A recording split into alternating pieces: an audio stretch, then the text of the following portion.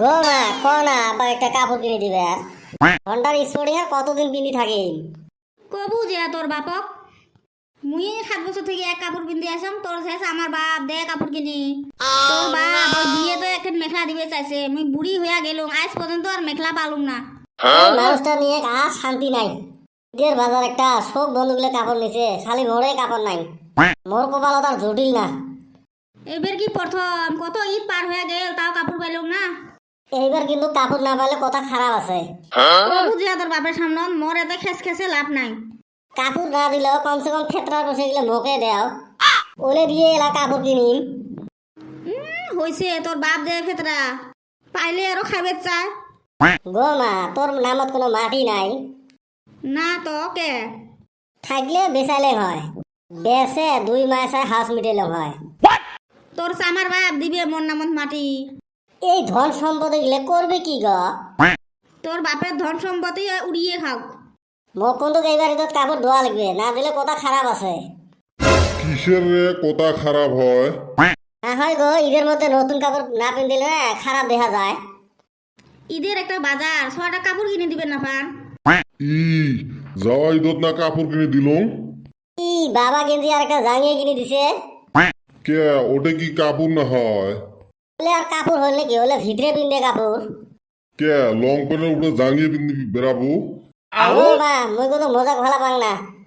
গোটায় বছর তো কাপড়ে দেয় না ঈদের চাঁদে 6টা কাপড় কিনে দিবে তাও সিমরেমি। মুই আরো ভাবছিলুম মোর জন্য একটা নাইটি আর ওড়না নিয়ে আসবে। বসে বাতে নাই রে বাপ কুতি থেকে কাপড় দেন। ই ওই দিন যে পুষ্কুনির 20,000 টাকার মাছ বেচাইলেন তারপরে ধান গিলে যে বেচালো ওলে দিয়ে মাটি বন্ধক নিছং। তোমরা খালি মাটি বন্ধক নিয়ে থাকো। মানুষে কইছে ধান বেচে লেটিং দিলাম এলা কি খেয়া হাগি। আমারও হয়েছে ওই দশা। এলে কোনো দোষা নহয় রে বা এলে তোর বাপের সিমরেমি। নিজে তো পাঞ্জাবি গোছ লাগি কমর পার হয়েছে আমার সাথেও অমন আরম্ভ করছে। কথা তো সত্যি কথা কছিস মুই এলা কং কাক তার থেকে কিনি নেন নতুন কাপড়।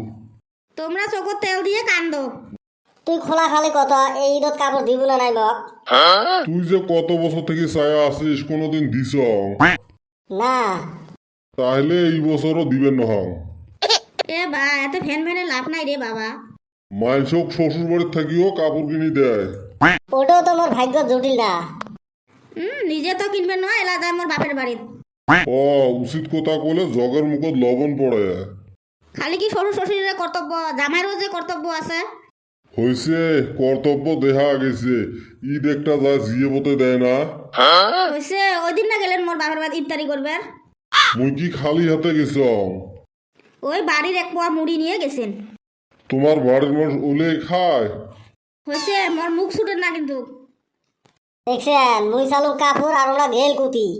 তোমরা মোক কাপড় দিবেন নহন না মুই বাইর থেকে বেড়ে যান। আমার কপালত কাপড় জুটবে না ওই কাপড়ের কাপড়ে জুটবে। ছাওয়া যদি মোর বাড়ি থেকে বেড়ে যায় কথা কিন্তু খারাপ হবে আহালি মুঙ্গা মোর এহনি ছোয়া। কিরে ব্যাগ নিয়ে কুতি যাস? কুতি যাং যাং গেল বোধহয় মোর ছোয়াটা মনত দুঃখ নিয়ে ঈদের একটা বাজার তাও কাপড় পাইল না। এই আমার লোকটার জন্য এলে হুবা লাগছে খালি মোর ছাওয়া বাড়ি থেকে বেড়ে যাকতো তারপরে শিখেম। হ্যাঁ রে বাবা তার জন্য সে জন্য রাগ করে বাড়িতে বেড়ে যাওয়া লাগে। এই ছাড়া আর মোর উপায় নাই। না রে বা এই কাম না করিস। তোক মুই ঋণ ধার করি হলেও একটা কাপড় কিনি দিম। নিয়ে টিহা বালিশের তলত ওমরা বলে ঋণ ধার করে। তোর তো খালি মোর টেহার উপরে নজর। মুই গেলুম গো। রে বা কুতি যাস?